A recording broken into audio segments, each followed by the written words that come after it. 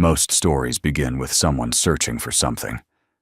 But this one, it began with a man who had already given up looking, a single dad walking through the snow, when he found two little girls barefoot, silent, and wrapped in nothing but frost and fear. No names, no past, no one coming for them, just a blanket with a faded letter W, and a secret that would change everything. Stay with us, because what happens next is not just a story of survival. It's a story of chosen family quiet miracles, and the kind of love that finds you when you least expect it. If stories like this touch your heart, consider subscribing. Not just to follow more stories, but to remind yourself that kindness still changes lives. Now let's begin.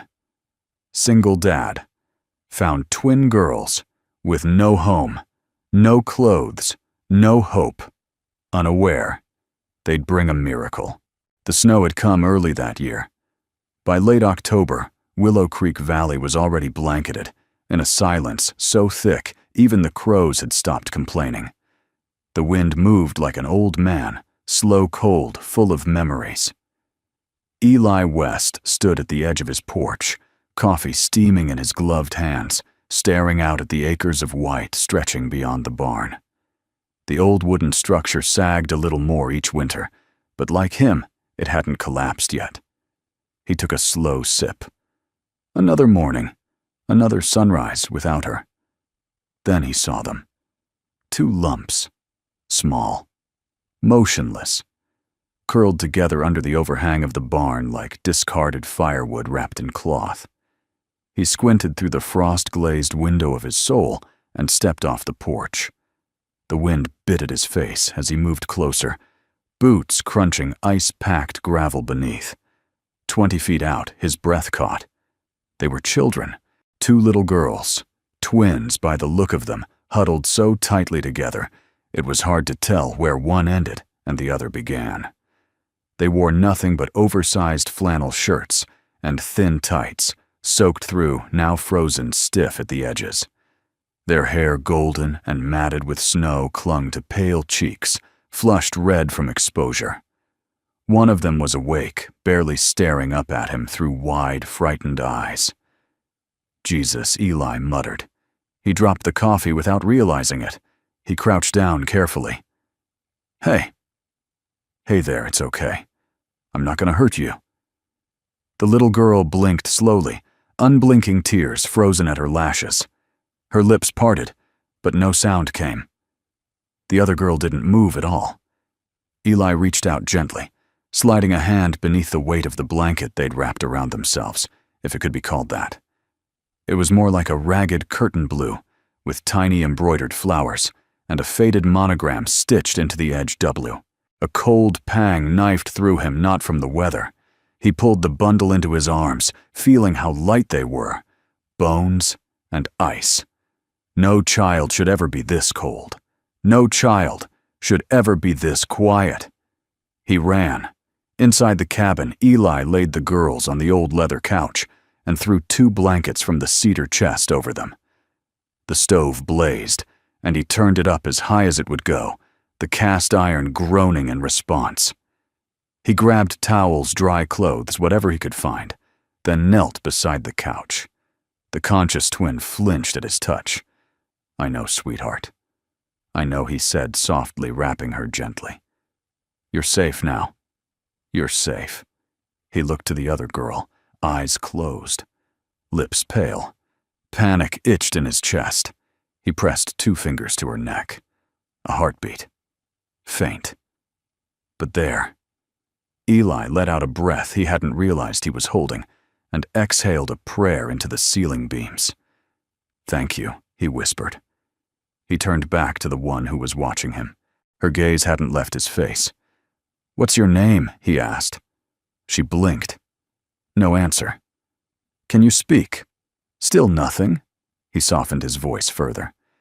Can you nod, if you can understand me? Just nod. She held still. Then, like the snow loosening its grip on a buried leaf, her chin dipped the faintest inch. Eli nodded back. Okay. That's good." She shifted slightly under the blanket, just enough for her hand to slip out and reach for his. His breath caught again. He didn't move, just let her hand rest on his, her fingers barely curling. It was the smallest act of trust. But to him, it was everything. That night, as the blizzard picked up outside, Eli brought a mattress down from the loft and laid it near the stove. He bundled the girls beside him like a human shield against the storm outside and the quieter one within. At some point past midnight, the snow raged so fiercely, it sounded like voices, whispers, that once belonged to another life, another home, another love. He turned toward the girls, checking on them again. The one who had reached for him was now fast asleep, curled protectively around her sister. Their cheeks had color again. Their breath came evenly. Then, out of nowhere, a soft sound broke through the room. It wasn't the wind. It wasn't the stove. It was a whisper. "Daddy." Eli froze. He turned.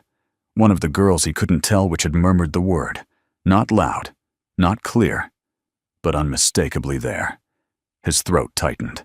He reached out and gently brushed snow-dried strands of hair from her forehead. "You're safe," he whispered. "I promise." He didn't know what kind of story they came from.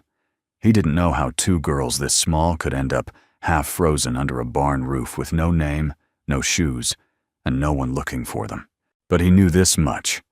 They were here now, and they weren't alone. Not anymore. Juliet Hale had stopped listening to music the day they folded the flag.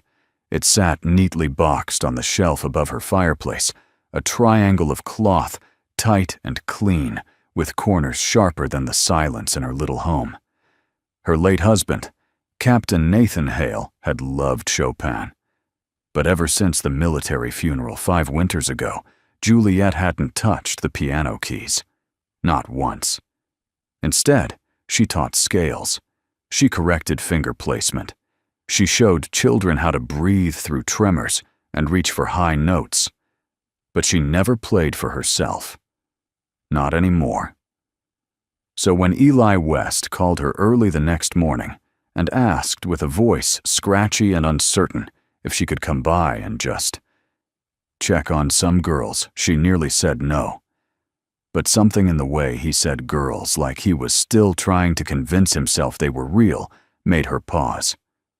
"You found them?" she asked. "Yeah," he said. "Out in the snow. I think I don't know what I think. They won't talk. They're not hurt, just quiet." "I thought maybe music." "I don't know, Juliet." There was a long silence between them, then she said quietly, "I'll come." The cabin smelled like wood smoke, and something warm, oatmeal maybe, or cinnamon. The fire in the stove hummed low, casting long amber shadows across the floor. 2 girls sat on a rug by the hearth, bundled in mismatched sweaters. One played with a scrap of yarn. The other stared into the flames, unmoving. Juliet stood in the doorway a moment longer than necessary. She'd taught dozens of children. She knew how to smile, how to kneel, how to be the calm presence in a storm. But these 2 weren't in a storm, they were after it. And somehow, that made their silence even louder. Eli met her eyes from across the room. "Juliet, this is Maisie and Mara. Do they speak?" she asked. He shook his head. "Not yet. But they understand." Juliet nodded slowly and crouched beside the girls. "Hi," she said softly. "I'm Juliet. I'm a music teacher." She pointed to the upright piano in the corner of the room. "That's a beautiful old piano. Do you know what it sounds like?" Maisie blinked. Mara didn't move.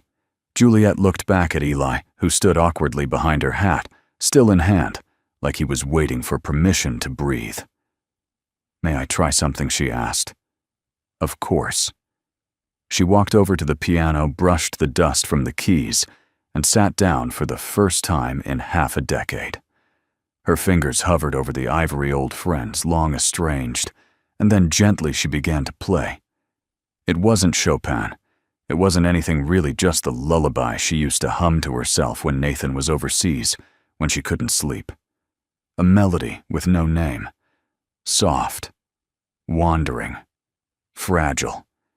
She played one phrase, then another, eyes half closed. Then something changed. A second pair of hands, smaller, hesitant, touched the keys beside hers.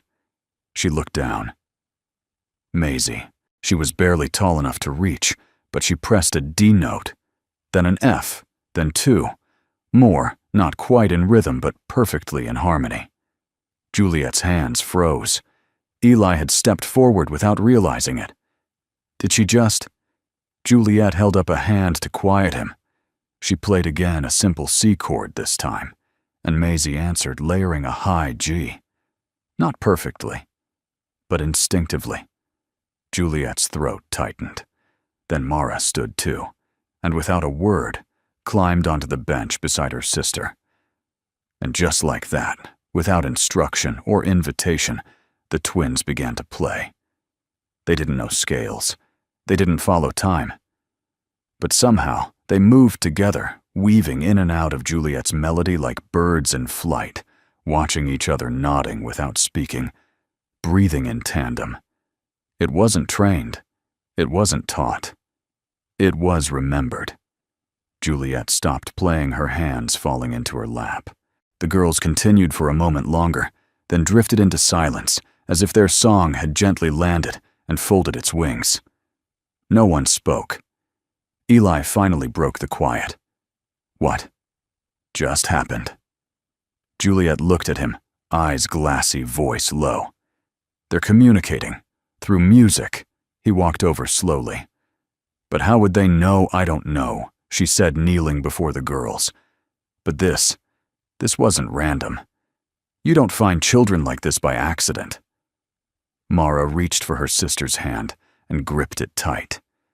Juliet noticed something, then a tiny scar on the inside of Mara's wrist, barely healed, in the shape of a loop. She didn't say anything. Not yet. Instead, she looked at Eli. They need consistency, structure, and someone who can help them rediscover their voices in every sense of the word. He exhaled. I'm not sure I'm that person. Juliet stood. You brought them out of the snow. You gave them heat food music. Don't sell yourself short, Eli. He gave a quiet nod. She turned to the piano again, then stopped and looked back. I haven't played in 5 years, she said. Not since Nathan died. Eli said nothing but his eyes. Said, I understand. I thought music died with him. She continued. But those two, they just brought it back. Then, almost as an afterthought, she added, I'll come back tomorrow. As she walked out into the snow, Eli stood at the door and watched her go, 2 cups of cocoa forgotten on the counter behind him, the last note of an untaught song still echoing in the corners of the cabin. Eli couldn't sleep that night.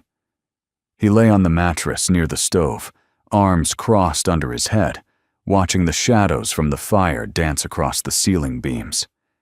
The twins slept soundly beside him, breathing slow, small forms, tangled beneath quilts, as if they'd been there all along, like puzzle pieces the house had been waiting for. He should have been exhausted, but his mind wouldn't settle. Every now and then, one of the girls stirred, and he'd roll to check on them, adjusting a blanket, tucking in a stray arm. The word they'd used still echoed in his head. Daddy. He hadn't been called that in 3 years. Not since Leah. Not since the miscarriage. Not since Mary left him standing in the hospital hallway with an empty car seat and no idea how to grieve. Eli closed his eyes, breathing in the scent of smoke and lavender from the soap Juliet had brought over for the girls. Something about it calmed him, like the melody the twins had played earlier, something deeper than sound, a memory. The next morning, while the girls napped upstairs and the snow turned to rain, Eli decided to clean. He hadn't done a proper sweep of the place in months. Dust clung to everything, and footprints from the girls' tiny feet trailed across the floor like ghost tracks. He was wiping under the window seat when the leg of the stool snagged a board in the floor. It lifted slightly, warped by the moisture maybe. He crouched and ran his fingers along the edge. A loose plank. He pried it up gently. Underneath, among a few spider webs and a mouse-chewed scarf, was an old tin box. Rusted shut around the edges, dented like it had been moved and forgotten more than once. He pulled it free, sat back on his heels, and popped it open with the tip of a flathead screwdriver. Inside, a child's crayon drawing a single photograph and a folded letter yellowed with time. He recognized the drawing first. Two little girls, stick figure style, standing in front of a piano. Above their heads were crooked halos, and in the corner, a bright blue butterfly. He swallowed hard. The photo beneath it showed two smiling girls, not more than 5, seated on either side of a younger Juliet Hale. All 3 were laughing. It looked like summer. The twins were holding seashells. One wore a bracelet made of buttons. On the back, in faint pencil, Silver Pine Music Retreat, June 2015. Eli stared at it, blinking. Then he unfolded the letter. To whomever finds this, if something's happened to me, and God help us, it might. I need someone to know the truth. Maisie and Mara aren't just gifted. They're a miracle. I don't mean musically, though. Yes, they hear things. Others can't. I mean, they were born at 25 weeks, survived seizures. NICU stays months of silence. And then, they began singing in harmony before they ever spoke their first words. They're mine. And they've saved me more times than I can count. But I'm scared. Someone's watching. I've seen the car 3 nights now, same time. I don't know if it's their father. I don't know if it's the man he owes. But I do know we have to run. If you find this, please love them. Please keep them safe. Tell them I never stopped listening. Mom. Eli sat still for a long moment, heart pounding so loudly he couldn't hear the wind outside. The monogram on the blanket, the W in the embroidery, the scar on Mara's wrist. It all meant something. He glanced upstairs. The house was quiet. Then he picked up the drawing again. The butterfly. Just like the one Juliet had mentioned from the music retreat. He stood quickly, the floorboard forgotten at his feet, and grabbed his jacket. Juliet opened the door, still wearing her apron, flour on her hands. You said you didn't bake, he said, half smiling despite himself. I don't, she replied. But kids make you try strange things. What's wrong? He held out the letter. She read it silently. Once, then again, her face drained of color. I taught them, she whispered. Silver Pine, the summer program. I thought they looked familiar, but they were so young then. It's been years. You think it's really them? He asked. Juliet folded the letter carefully. I remember the butterfly. We used it for the trauma resilience workshops. Blue was the color of trust. Eli exhaled. The mother. She was scared. She was desperate, Juliet said softly. And someone was following them. The words hung between them. I want to help, she added after a pause. But we have to be careful. If this is connected to something, a custody issue or worse, we can't just pretend they don't exist. I'm not pretending, Eli said. I'm protecting.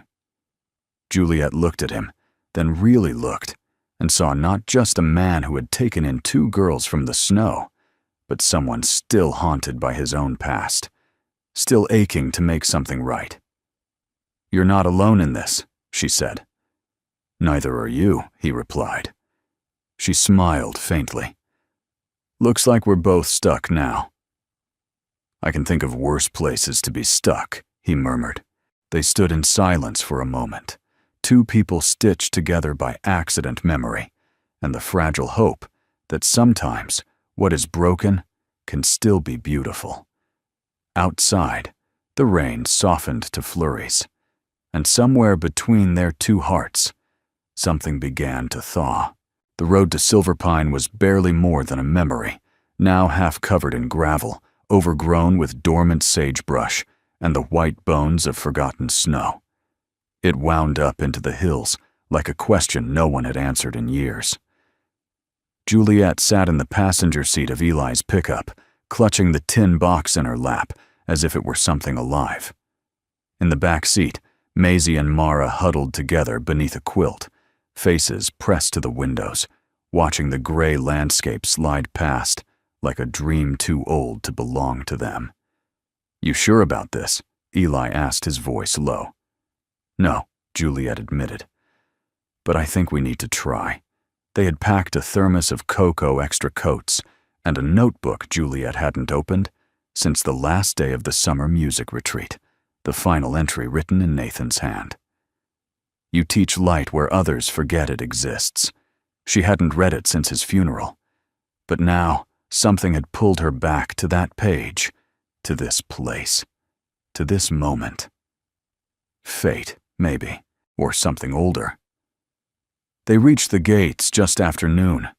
The retreat had once been a haven, a cluster of cabins nestled along the edge of Lake Winora, with a converted church that served as music hall dining area and performance space.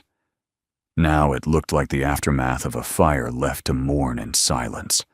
The church was gone, collapsed under the weight of a roof, scorched and blackened. The cabins stood in skeletons. The trees nearby were dead at the root, their trunks gray with ash. Wind moved through the place without apology. Maisie stepped out of the truck first. Her feet crunched on charred gravel. Mara followed, holding her sister's hand. Juliet stood between them, her voice gentle. "Do you remember this place?" The girls said nothing, but their gazes moved slowly, intentionally toward the remnants of a red swing half hung from a broken beam. Toward the ashes that had once been a piano Juliet herself had played. Toward a small garden bed, still outlined in stone, where blue butterflies used to bloom every June. Eli approached an old bench, its wood soft with rot. He crouched and brushed away the dust. There, pressed into the wood beneath the bench's seat, were two tiny names carved in uneven lines. Maisie Punza Mara, Summer. Juliet knelt beside him, breath caught in her throat. "They were here," she whispered. Eli nodded, and they remembered enough to find their names. Juliet rose, slowly turning toward the ruins of the church. "There was a music room here. That's where we did the trauma work. Piano, percussion, anything to help the kids open up again." Maisie tugged on Mara's sleeve, then pointed at something behind a collapsed wall, a piece of metal glinting in the light. Eli moved toward it and carefully pulled it free from the rubble. It was a bell. Small handheld bronze and dented, the kind they used during music therapy when words failed. He brought it over to Juliet. She took it, eyes wet. "I gave this to a little girl the week before the fire," she said. She had stopped speaking after a violent incident at home, but she rang this bell every time she felt safe. She looked at Maisie. And Maisie, still silent, Ma reached for the bell, took it, and rang it once. The sound was soft, barely audible, but it echoed. It echoed through Juliet, through Eli, through the ghosts of what had been lost, and it said something neither of the girls could. "We remember." Inside the remains of the main lodge, they found what little was left: burned notebooks, bent forks, a collapsed shelving unit covered in mildew and time, no computers, no medical files. The fire, whether accidental or not, had taken almost everything. But behind a cracked closet door, Juliet discovered a storage bin sealed in plastic.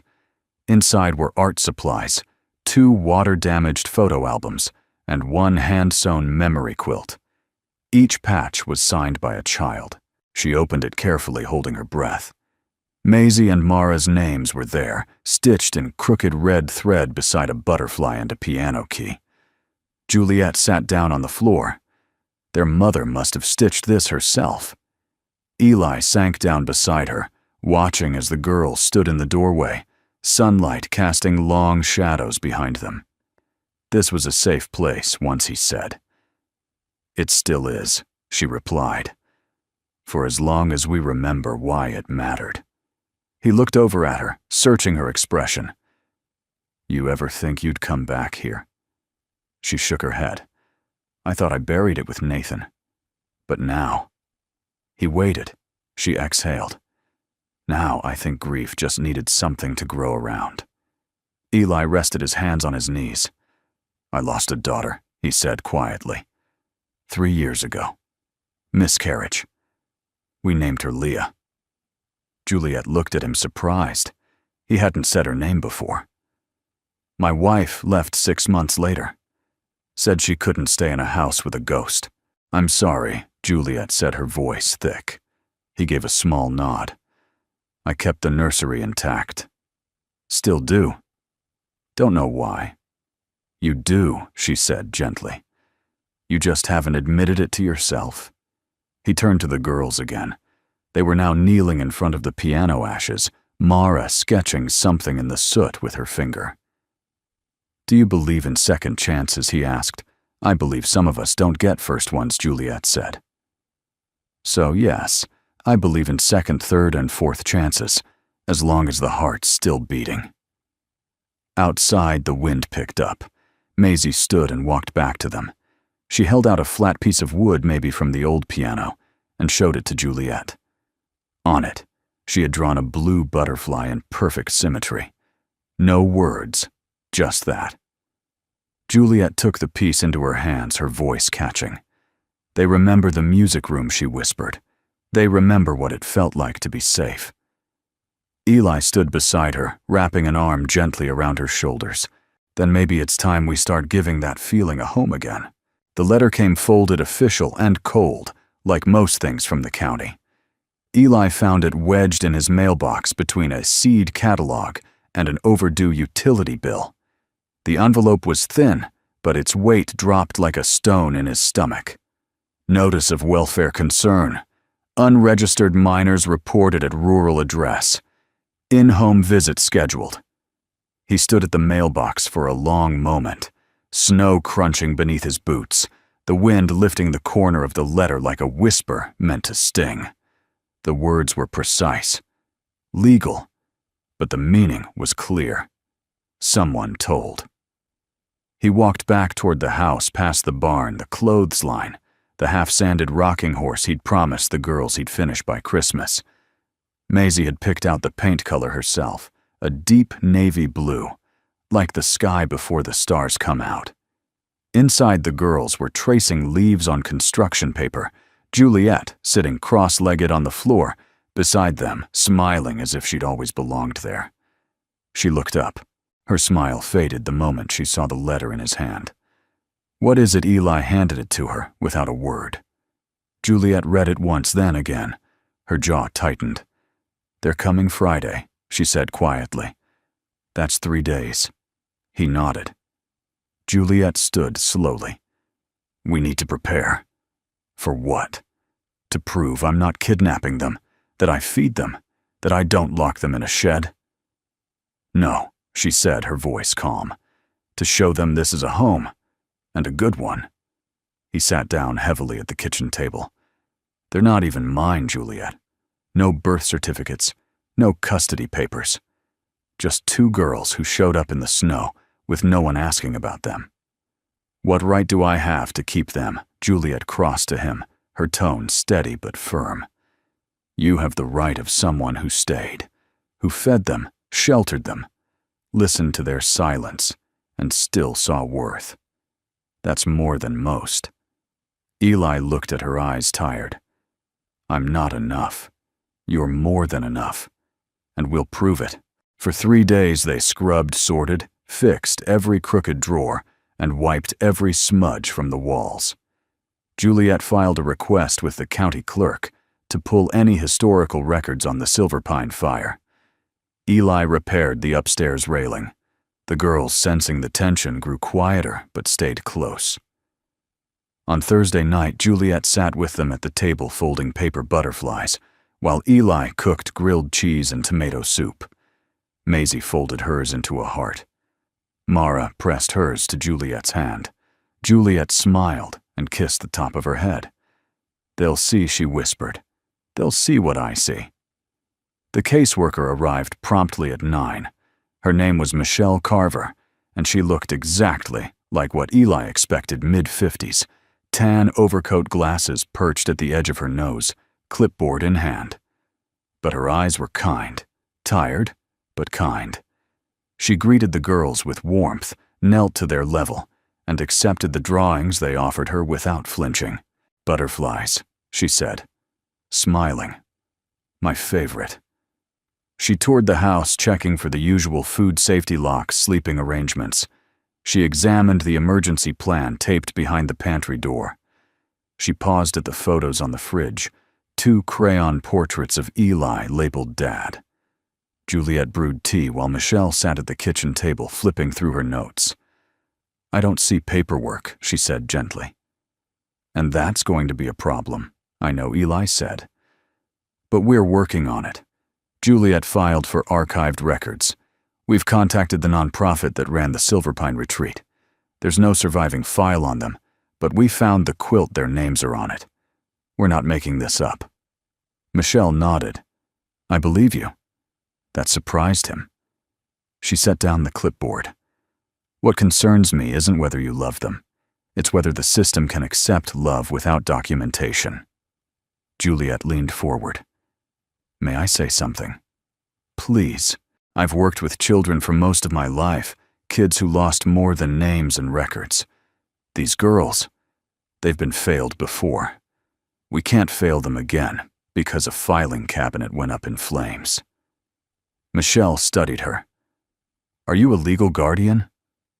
"I'm a friend." "More than a friend," Eli added quietly. "She's their teacher, their advocate, and the only person who's made music come alive in this house again." Michelle looked at the girls, now playing quietly on the rug with toy animals Juliet had brought from town. Then she stood, walked over, and knelt between them. "Maisie." "Mara," she said softly. "Do you want to stay here?" The girls looked at each other, then at Eli, then at Juliet, and in perfect silent unison they nodded. Maisie reached for Eli's hand. Mara tugged on Michelle's sleeve, then pointed at the painting on the wall, a butterfly navy, and blue, just like the one Juliet had helped them finish last week. Michelle straightened slowly. "I have to file a temporary review," she said. "But if it comes to court, I'll testify." Juliet's breath caught. "You will." Michelle smiled, lines at the corners of her eyes deepening. "I've worked 30 years in this job. You don't always get to witness something real. But today I did." She looked at Eli. "Don't screw it up." Then she left, closing the door gently behind her.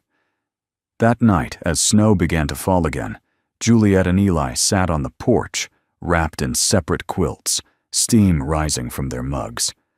"I don't think I breathed the entire visit," Juliet said, half laughing. "I thought you were perfect," Eli replied. She looked over at him. "We're not out of the woods yet." "No," he said. "But at least we're walking through them together." Juliet looked up at the stars, small and soft against the Wyoming dark, and let herself believe for the first time in years that maybe some things weren't meant to be fought alone. Inside, the girls slept side by side, holding hands beneath a quilt stitched with hope. And in the quiet that followed, the house felt more like a home than it ever had before. The first time Juliet walked into Eli's workshop, she sneezed. Twice. It was mid-morning, and the light cut in through the cracked barn window in golden sheets, catching the dust motes, mid-air, like snow that had lost its way. Tools lined the wall in imperfect symmetry, and sawdust clung to every surface like a second skin. The air smelled of cedar oil and something warmer like memory. "Sorry about the mess," Eli muttered, wiping his hands on a stained rag. Juliet laughed behind her sleeve. "I teach children, Eli. You think sawdust scares me?" He gave her a sheepish grin. Didn't expect you to show up with a box labeled lavender oils and citrus peels. Thought you were just bringing muffins.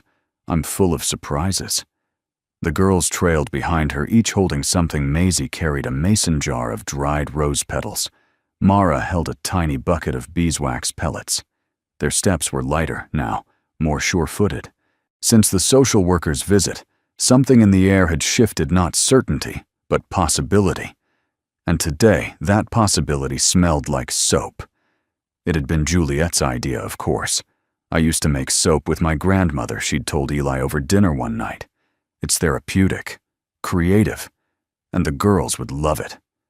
Eli had shrugged. "All I've got is scrap wood tools and a lot of patience." "Perfect," Juliet replied. "Let's build something together." That word "together" settled somewhere deep in his chest, warm and unfamiliar. They started small. Eli built the molds from repurposed pine. The girls mixed oils and colors under Juliet's supervision, giggling when the lavender clashed with peppermint, then giggling harder when it somehow worked. They set up an assembly table between the workbench and the back window. Juliet brought an old typewriter to stamp craft paper wrappers. The girls doodled a logo, a butterfly, its wings shaped like musical notes. "What should we call it?" Eli asked one evening as they tested their first batch. Juliet looked at the swirls of pale purple and amber gold hardening in the wooden molds. She glanced at the twin girls, now dancing barefoot through curls of sawdust. "Ashes and lavender," she said softly. "Because that's where we started, and where we're going." Eli looked at her for a long moment, then nodded. "Ashes and lavender it is." Word spread faster than Eli expected. Juliet posted a few photos online, tagging a small community group page. Within 2 days, they had 6 custom orders. By the weekend, local shop owner Marla Denny stopped by the barn to ask if she could stock a dozen bars before the Christmas market. "People want real things," she told them. "Not mass-produced garbage that smells like artificial lemons. What you're making smells like." She inhaled deeply. "Hope." Juliet smiled. "That's kind of our secret ingredient." Eli chuckled under his breath. "And here, I thought it was goat milk." The rhythm became a kind of gentle magic.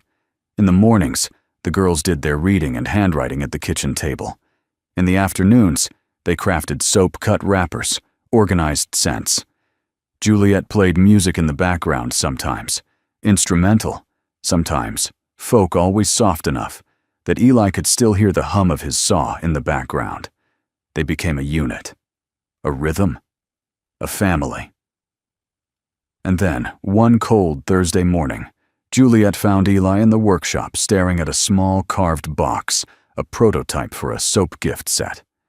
His hand trembled slightly as he traced the edge. "What is it?" she asked. He didn't look up. "Leah. That's what we would have named her." Juliet said nothing, just stepped closer. "I kept her name off everything, even the nursery. Told myself it made it easier." He swallowed, but it didn't. It just made it quieter. Juliet gently reached for his hand, folding her fingers around his. "I never thought I'd have a reason to carve again," he admitted. "But this, making something that smells like memory instead of regret, I think she would have liked that." Juliet's eyes shimmered. "Then let's name this set after her." Eli looked at her, startled. "Lavender and cedar," she continued. "Warmth and strength. The Leah collection, just for Christmas." He blinked, a quiet smile tugging at his lips. "She'd have liked you too." That night, as snow brushed gently against the window panes, the 4 of them sat at the kitchen table, wrapping soap bars in waxed paper and handwriting tiny tags. Maisie wrote in careful letters, "Handmade with love." Willow Creek, WY. Mara drew a butterfly beside every name. Juliet played soft music from a vinyl, Nathan's favorite rendition of Claire de Lune. Eli, without thinking, reached for her hand under the table. She didn't pull away. They stayed like that together, warm still while the song played through. Outside, the wind moved gently through the pines. Inside, the house smelled of sawdust lavender and something else entirely belonging. It started with a low hum in the air, a kind of static tension that settled in your skin before the snow ever fell. Eli had felt storms coming his whole life. You learned to read the wind when you lived alone in the Wyoming hills. You paid attention to the crows, to the stillness of the trees, to the way even the stovepipe seemed to groan with warning. But this one came harder than expected. By mid-afternoon, the sky had collapsed into a solid sheet of gray. The sun vanished, visibility dropped to feet, and all the warmth that had filled the house for weeks, the scent of soap, the rhythm of laughter, the hum of music seemed to fade into the white void beyond the window. Juliet pulled the curtains closed as the first flakes thickened to fists.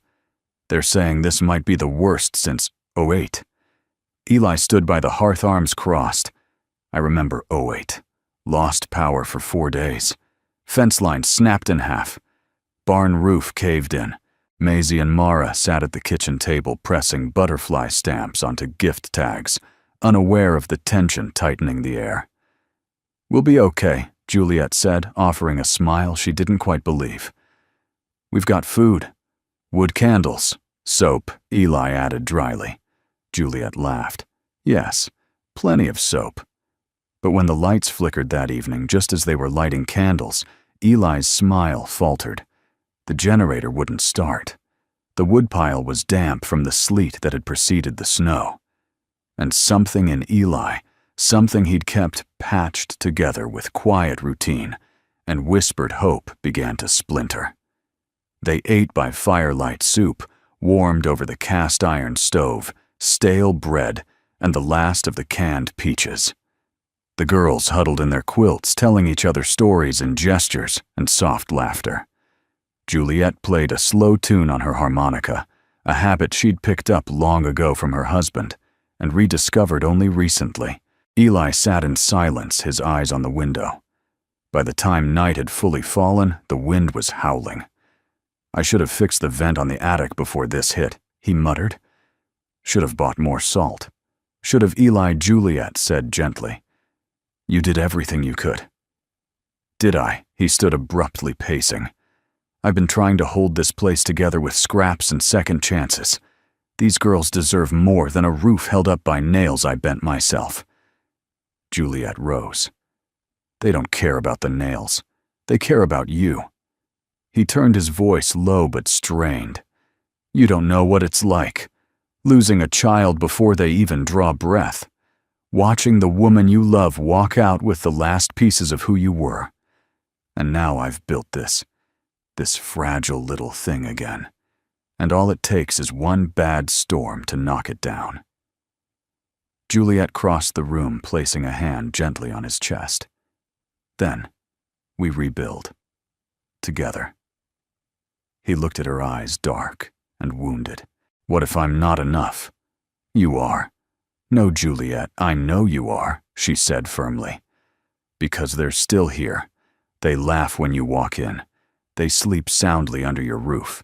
They reach for your hand without hesitation. You didn't just save them, Eli. You made them feel safe. And that's more than most people ever do in this world." He dropped his head, the storm raging outside, matching the storm inside his chest. Juliet leaned in closer, her voice softening. "And maybe they've saved you too." That night they moved the mattress from the girls' room to the main floor by the stove. The 4 of them lay bundled in quilts, candlelight flickering against the ceiling. The wind howled and shook the windows, but inside the quiet between them was steady. Maisie reached for Juliet's hand. Mara curled up against Eli's chest. No one spoke. They didn't need to. And in that silence, something beautiful happened. Mara sat up, slowly glanced at her sister, then began to hum. A single note, soft, clear. Maisie joined in. Juliet, eyes wide with wonder, recognized the melody. It was the lullaby she'd first played on Eli's piano. They remembered. And more than that, they were giving it back. She joined in, her voice trembling, harmonizing with their sweet, uncertain tones. Eli listened, eyes misted, unable to find his voice, but feeling the music settle into the corners of the room like light through stained glass. It wasn't a performance. It wasn't rehearsed. It was a moment. And when it ended, the wind outside had quieted. The fire crackled gently, and Eli finally exhaled a breath he didn't know he'd been holding. The next morning, the storm had passed. Sunlight poured through the windows like forgiveness. Outside, the barn still stood. The trees were bent, but rooted. And inside the house, the air smelled faintly of lavender and ash and something new, something alive. Eli stood on the porch with Juliet mugs of hot coffee in their hands. "You think the roof held?" she asked. "Guess we'll find out." She leaned into him slightly, shoulder to shoulder. "Whatever broke, we'll fix it." He looked at her long and quietly. "You know," he said, voice low, "you keep showing up." Juliet smiled. "So do you." They watched as the girls stepped out into the snow boots, crunching arms, wide faces turned to the sky. Eli glanced at Juliet. "You ever think maybe storms don't come to break us?" But to clear the air for something better, Juliet slipped her hand into his. All the time.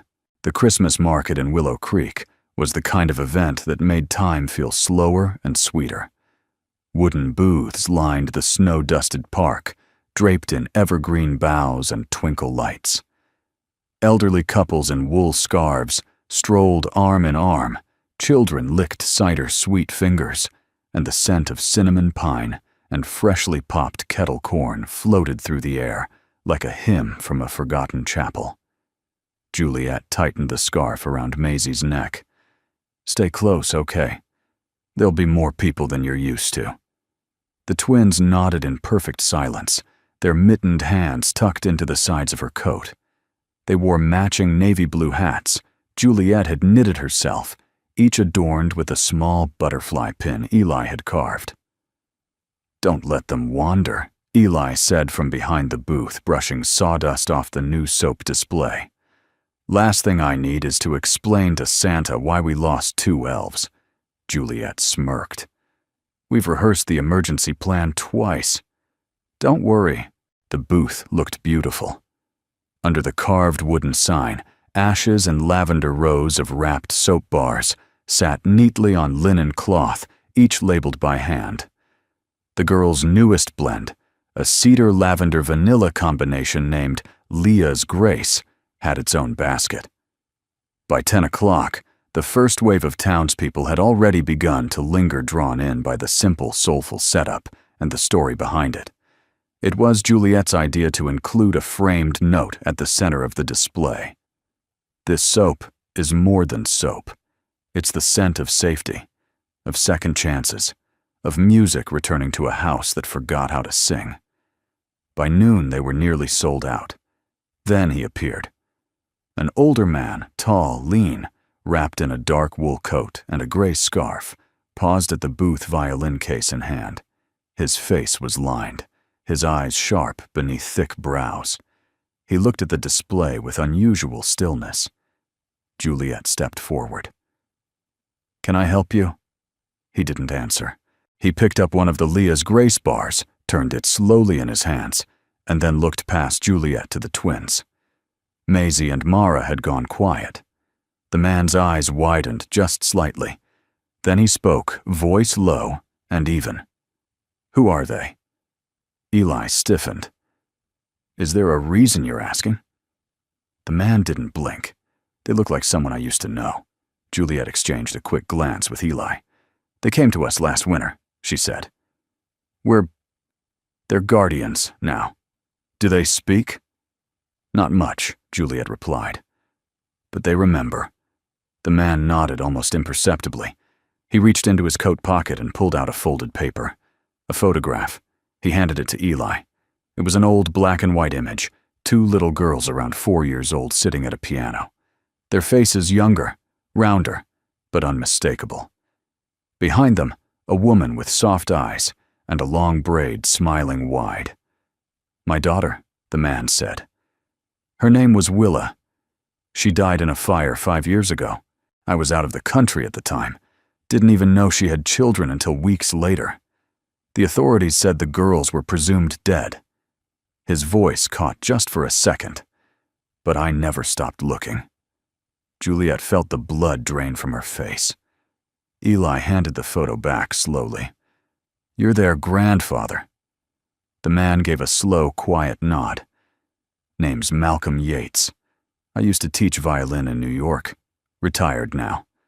But I never gave up." Mara stepped forward then.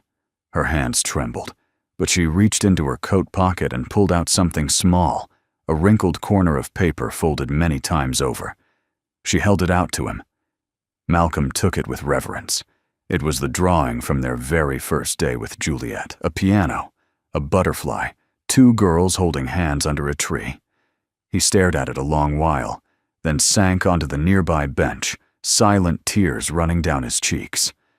Juliet crouched beside him. "They've been safe, I promise." "We didn't know," he shook his head. "No, you did exactly what I couldn't. You kept them warm, alive, whole." He looked at Eli. "What happens now?" Eli's jaw tightened. "That's not for me to say." Malcolm stood, slowly turned to the girls. "Do you know who I am?" Maisie looked to Mara. Then both looked at Juliet. Then Eli. Mara stepped forward, placing a hand on Eli's. Juliet saw it clearly, the choice.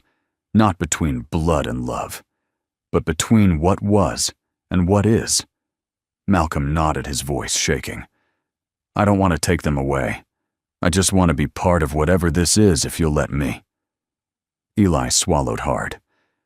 "You're welcome here, as much as they'll allow." Juliet smiled through tears. "Welcome to Willow Creek." Later that night, the house smelled of wood smoke and cinnamon again. The girls sat on the rug painting ornaments with Malcolm, now simply Grandpa Mal, who laughed each time Mara flicked glitter onto his shoes. Eli watched from the kitchen, a gentle peace resting in his chest. Juliet approached him, eyes tired but content. "You okay?" she asked. "Yeah," he said. Strangely. "Because everything changed. Because everything clicked," he replied. "Like a note you've been trying to find. And it finally lands." She rested her head against his shoulder. "This is the miracle you know." He looked at her. "The girls," she said. "Finding them was a miracle.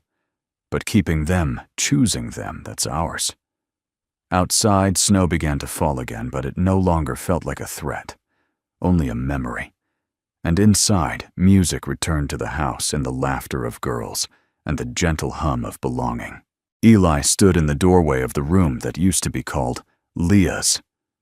For years, it had remained untouched, a shrine to a child who never breathed, never cried, never saw the ceiling stars he'd once taped above the crib. The curtains still bore tiny moons and clouds, and the rocking chair still creaked like it remembered how to hum lullabies to no one. But tonight, everything was different. The crib had been replaced with 2 small beds side by side. New sheets, lavender and navy, were tucked tightly topped with quilts, stitched by Juliet, and patched with scraps of the twins' old sweaters. At the foot of each bed sat a tiny handmade trunk for their toys. One had a carved butterfly on it, the other a single musical note. On the wall above them, Juliet had painted a mural, a blue sky with wildflowers stretching toward the horizon, and in the center, 2 girls holding hands beneath a tree with heart-shaped leaves. It was the room Eli never thought he'd build again, and it was perfect. He turned to Juliet, who stood beside him quietly, her eyes soft. "I hope this is enough." Juliet placed a hand on his arm. "They don't need perfect. They just need you. And you," he added. She smiled. "We make a good." "We don't, he didn't reply, but reached down and gently interlaced his fingers with hers. Behind them, the girls peeked into the room. Maisie stepped forward first, wide-eyed. Mara followed slower, more cautious. They moved to their beds, touched the quilts, the trunks, the painted sky. Juliet knelt down between them. "This is your room," she said softly. "You get to decide what goes here. You get to hang your drawings, put stickers on the trunks, move the beds if you want." Maisie looked up at Eli. Mara reached for Juliet's hand. Neither spoke. They didn't have to. Juliet saw it in their eyes, recognition, safety, belonging. Mara climbed onto her bed and placed her stuffed lamb, the one Juliet had rescued from a thrift store months ago, on the pillow. Maisie opened her trunk and gently placed inside a drawing, the one with the blue butterfly and the piano. A room with 2 beds and 1 heart. Later that evening, when the girls had fallen asleep under the soft light of a salt lamp, Eli and Juliet sat on the porch, wrapped in a shared quilt. The December air was crisp, but not bitter. The stars were clear, unashamed to be seen. Malcolm had left that morning, promising to return for Christmas Eve. Juliet leaned against Eli, her head resting on his shoulder. "They chose to stay." "They did," he murmured. "But you're still afraid." He didn't deny it. Why, he took a long breath. "Because everything in my life that felt this good disappeared." Juliet pulled back just enough to meet his eyes. "And what if it's different this time?" "What if it isn't?" he asked. "What if the system changes its mind? What if Malcolm decides he wants custody? What if they grow up and forget we ever mattered?" Juliet reached for his hand. "Then we love them anyway. We show up anyway. We choose them anyway." Eli was quiet. "I can't promise forever," she continued. "No one can. But I can promise today, and tomorrow, and every ordinary moment after, if you'll let me." Eli turned toward her, eyes darker with something tender. "And what about you?" he asked. "What if you change your mind?" Juliet smiled. "I already have." And then, for the first time since the girls arrived, for the first time since Leah's name was spoken aloud in that workshop, full of sawdust and grief, Juliet kissed him. It wasn't passionate. It wasn't hurried. It was true. 2 people quietly mending. The next morning, snow fell again, gentle, lazy flakes that made the world quieter, softer still. The kitchen smelled of cinnamon, oatmeal, and pine. Juliet stood at the counter tying her apron as Eli flipped pancakes shaped like butterflies. He was terrible at it, but the girls laughed anyway. They ate together at the table. Mara spilled syrup on her shirt. Maisie drew stars on the napkin. Eli joked that one day they'd open a soap and breakfast shop. Juliet said she'd paint the sign herself. It was all so normal. And for them, that was the miracle. Juliet brought out a small gift box after breakfast. "For the girls," she said. "But I want you to see it first." Inside were 2 silver lockets, simple, elegant, etched with their initials. On one side, M&M. On the other, chosen. Loved. Always. "We'll give them on Christmas," she said. "Just in case." Eli nodded, understanding. "In case life changes again. But also in case it doesn't." He looked at her. "I didn't think I'd have room in my heart for anything else." Juliet reached across the table, touching his hand. "Hearts grow, Eli. That's what they're meant to do." The girls ran past them, chasing each other with leftover wrapping paper rolls, giggling like they'd invented laughter. And for the first time in years, Eli didn't worry about what might come next. He was too busy living what he had. The town hall of Willow Creek had never looked more alive. Twinkle lights draped every beam. A hand-carved wooden nativity scene stood quietly near the entrance, flanked by bundles of evergreen branches tied with red ribbon.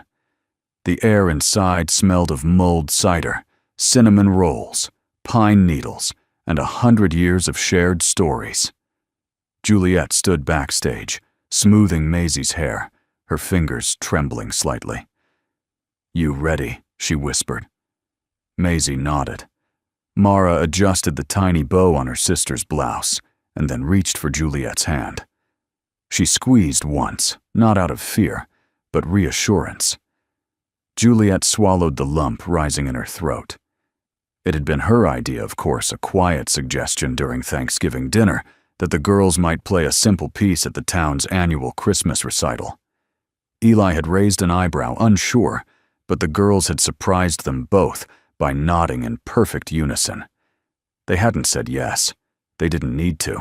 The recital was tradition, a gentle hometown affair where anyone who could hold a note or recite a poem got a chance to shine.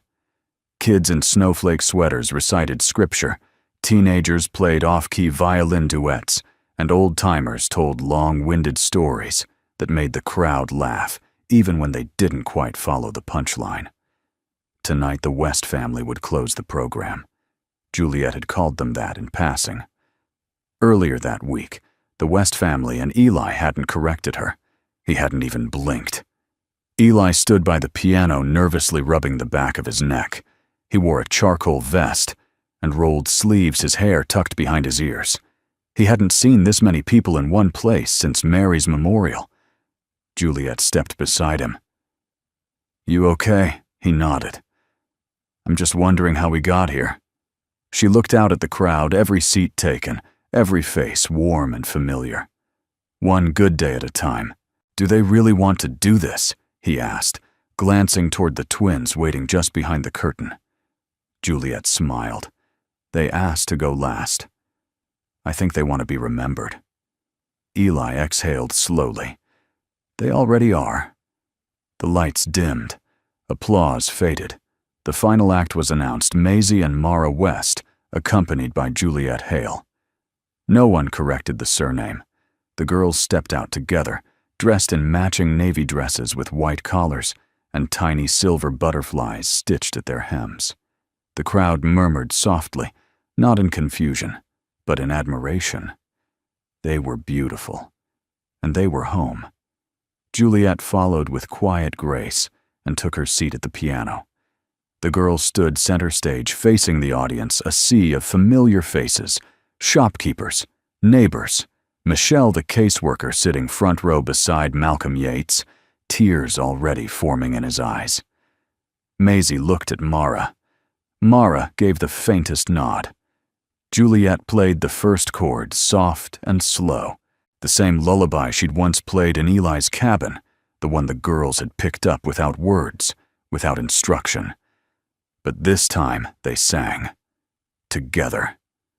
Their voices, still light and childlike, floated over the crowd like snowflakes, fragile individual, but together, forming something breathtaking.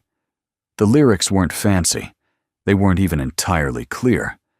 But they carried every note of their story, the cold, the silence, the laughter, the trust. Each phrase a thread weaving the people in the room into a tapestry of memory and hope. Eli stood in the wings, unmoving. He hadn't known they could sing like that. He hadn't known his heart could carry so much. When the final note fell, a silence blanketed the room. Then the applause came. It began with Malcolm standing clapping through tears. Then Michelle. Then the mayor. Then the entire room rising to their feet as one, cheering, whistling, crying, clapping. Juliet turned to the girls and smiled through tears. Maisie took Mara's hand and led her to center stage. Together they bowed. Eli wiped his eyes and stepped out to meet them. The girls didn't hesitate. They ran straight to him, wrapping their arms around his waist. Juliet joined them, wrapping an arm across all three. Someone snapped a photo. Later, that picture would hang in the town hall for years, labeled simply, Christmas Miracle 2023. That night back home, under the soft lights of the living room tree, Juliet presented the girls with their lockets. Silver. Simple. One for each. Inside, engraved in delicate script, chosen. Loved. Always. Dad and Jules. Maisie opened hers first. She blinked slowly. Then, without a word, She leaned forward and wrapped her arms around Juliet's neck. Mara pressed hers to her chest and looked at Eli. She didn't speak, but her eyes glistened, and her lips moved just once. Daddy. He felt it like a thread pulling everything inside him back together. Juliet leaned her head against his shoulder. You still afraid? Eli looked around at the tree, the girls, the fire, the lockets, the picture of them taken just hours ago, already pinned to the fridge. No, he said. Not anymore. Outside, the world was still cold, still dark. But inside, there was music again. There was light. And for the first time in years, there was nothing missing. Spring arrived in Willow Creek, like a breath held too long finally being released. The snow melted in hushed retreat, revealing stubborn crocuses blooming through cracks in the frost-hardened soil. The pines stretched taller. The creek behind Eli's property began to sing again, its water moving with new life. In the barn, the scent of sawdust mingled with wild lavender. The soap table had grown into something more permanent, now fitted shelves, better tools, and a new handmade sign that read, Ashes and Lavender. Est, by Grace. Juliet insisted on adding that last part. Grace, she said, wasn't just what saved them. It's what they chose. The house had changed, too.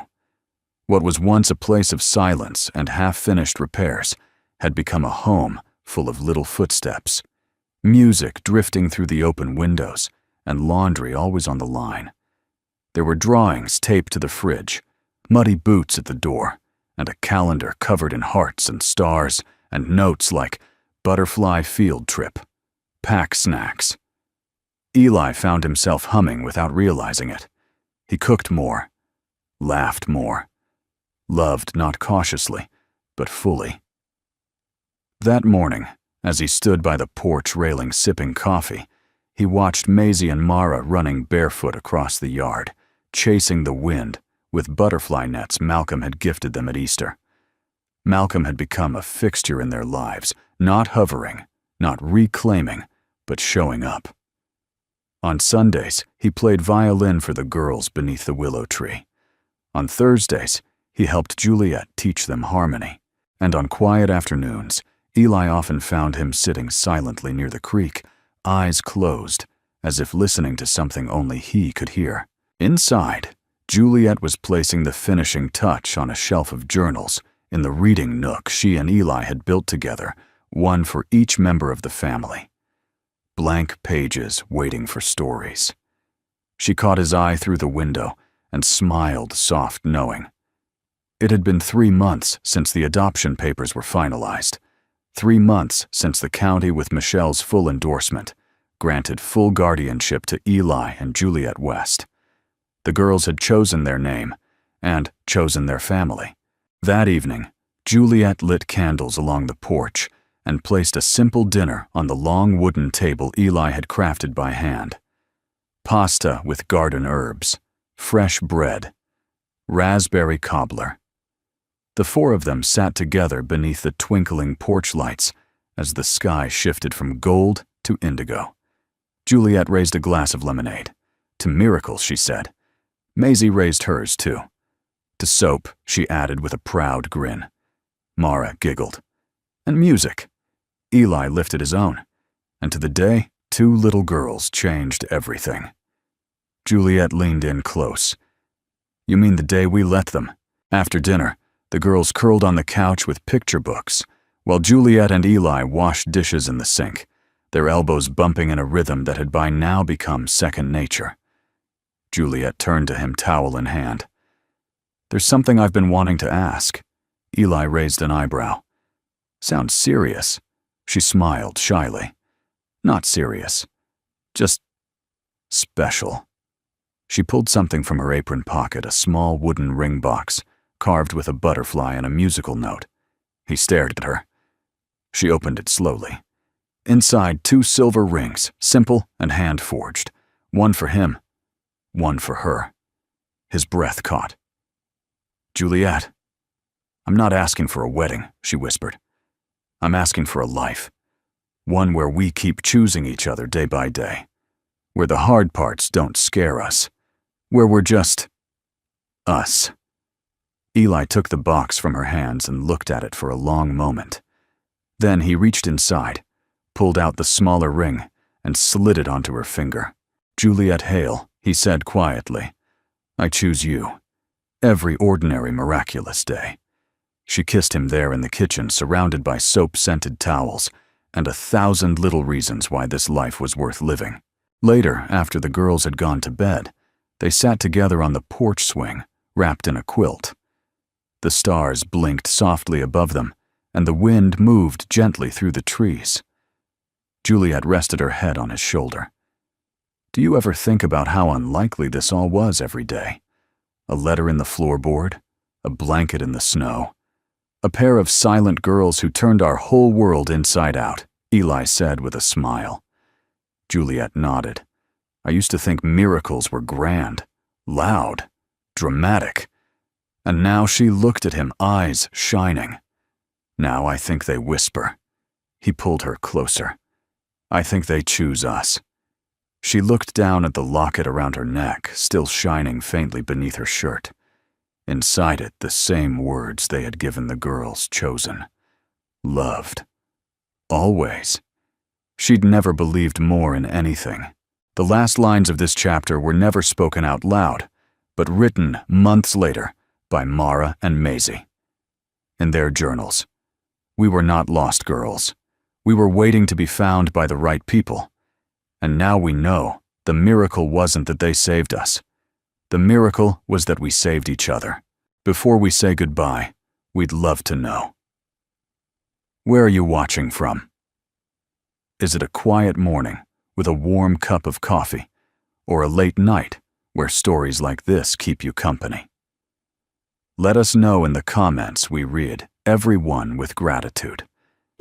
And if this story touched your heart, please consider subscribing to the channel. Not just to hear more stories like this, but to be part of a community that still believes in kindness, healing, and second chances. Thank you for spending your time with us today. Wherever you are, we hope you carry this story with you. And remember, sometimes the miracle doesn't knock on your door. It waits quietly until you're ready to open your heart. Take care, and we'll see you in the next story.